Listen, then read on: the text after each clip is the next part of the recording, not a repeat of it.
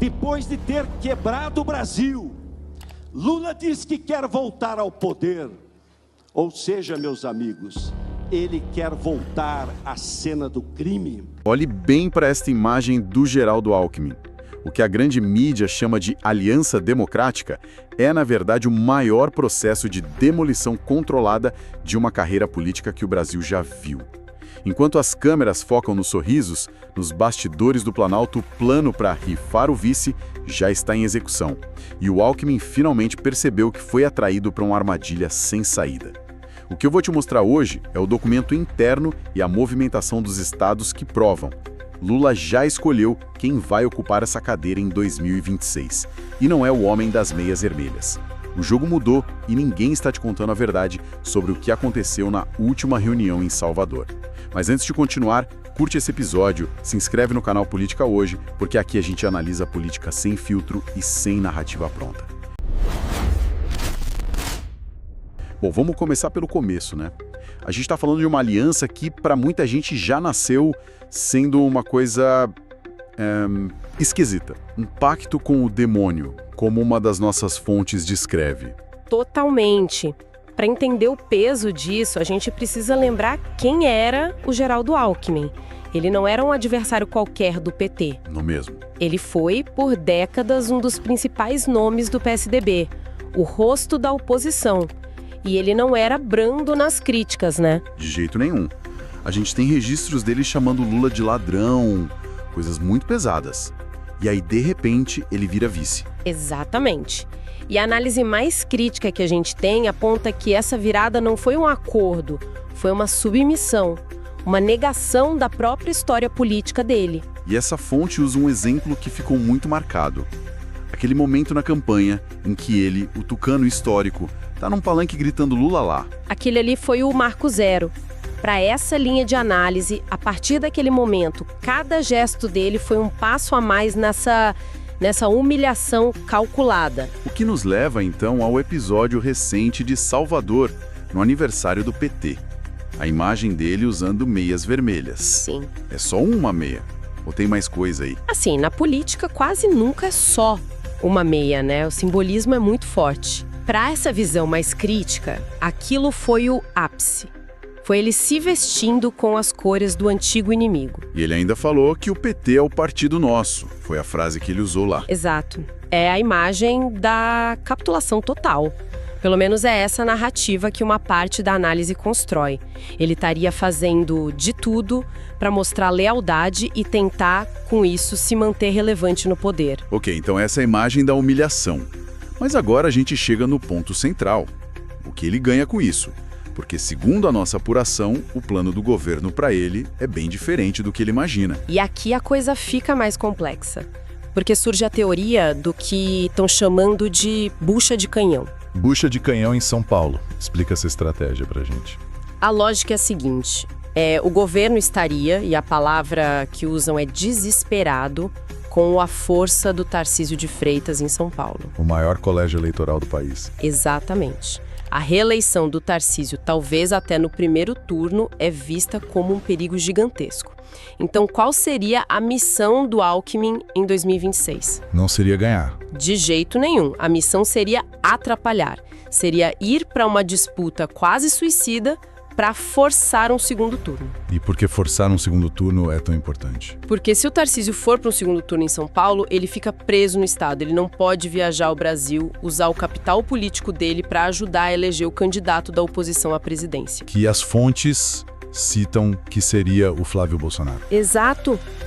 Seria uma jogada para conter a direita no seu principal reduto, mesmo que isso custe a carreira do Alckmin. Um sacrifício tático. E aparentemente ele percebeu a jogada. A gente tem informação de que o Alckmin já avisou a petistas que não aceita essa missão. Sim, o recado foi claro. Algo na linha de: se for para me tirar da vice, eu não vou para São Paulo. A frase exata que chegou pra gente foi: eu não vou virar bucha de canhão. Ele usou essa expressão. O que mostra que ele sabe o que está em jogo, ele não é ingênuo. Mas a questão é, ele ainda tem força para dizer não? Porque a informação que circula nos bastidores do Planalto é que a decisão já foi tomada. O Alckmin Para usar outra palavra forte das fontes, já foi rifado. E a forma como isso é descrito é brutal. A metáfora usada é que ele foi útil, mas agora é descartável. Quase como um papel higiênico sujo, foi a comparação que eu li. Pesado, mas reflete a percepção de que o Lula já teria dito internamente que não faz questão de mantê-lo como vice. E o pior, O quê? não ofereceram nada em troca. Nem um ministério de consolo, nem uma vaga garantida no Senado. Nada. É um descarte puro e simples. Ok, se o Alckmin sai da chapa, alguém tem que entrar. E para onde o governo está olhando? Pro parceiro de sempre, né? O MDB. O fiel da balança. Só que tem um problema aí. Um problema grande.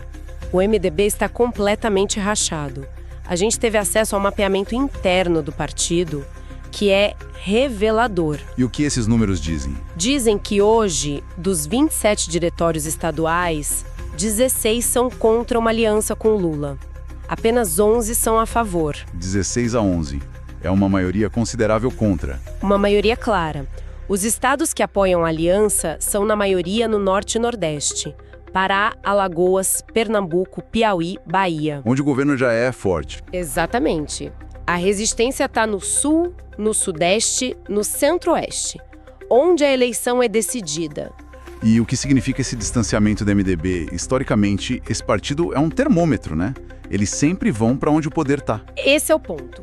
A leitura mais óbvia é que, se até o MDB está pulando fora, ou pelo menos uma parte importante dele, é um sinal de fraqueza do governo, de perda de capital político.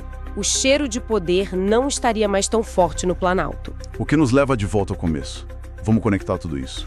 A humilhação, o plano para São Paulo, a divisão do MDB. Qual é a jogada final aqui?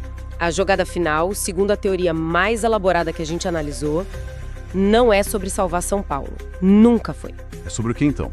É sobre limpar a chapa presidencial de 2026. Limpar a chapa. Pensa bem, ao sacrificar o Alckmin numa disputa perdida contra o Tarcísio, o PT consegue duas coisas. Primeiro, como a gente já disse, neutraliza direito em São Paulo. Certo. E segundo, e mais importante, abre a vaga de vice. E aí, com a vaga livre, o Lula pode escolher um nome puro sangue do PT ou um aliado que seja considerado muito mais fiel e controlável do que o Alckmin. Então o sacrifício em São Paulo é só uma desculpa elegante para se livrar dele na chapa nacional. É a forma de fazer o descarte parecer um movimento estratégico e não uma traição. É uma estratégia de duas etapas para resolver o problema Alckmin. Uma demolição controlada, como a gente falou no início. As peças se encaixam perfeitamente. Encaixam de uma forma que é bastante maquiavélica, se essa leitura estiver correta. O tabuleiro está montado. De um lado, um vice-presidente que entregou sua história em troca de uma cadeira que agora está sendo puxada. Do outro, um governo que não hesita em sacrificar seus aliados para manter o projeto de poder. Agora eu quero ouvir de quem acompanha a política brasileira. O Alckmin vai aceitar essa humilhação final e ir para o sacrifício em São Paulo? Ou ele ainda tem uma carta na manga para surpreender o PT? Escreve aqui embaixo. Ele é vítima ou cúmplice dessa jogada? Eu vou ler os comentários mais ácidos.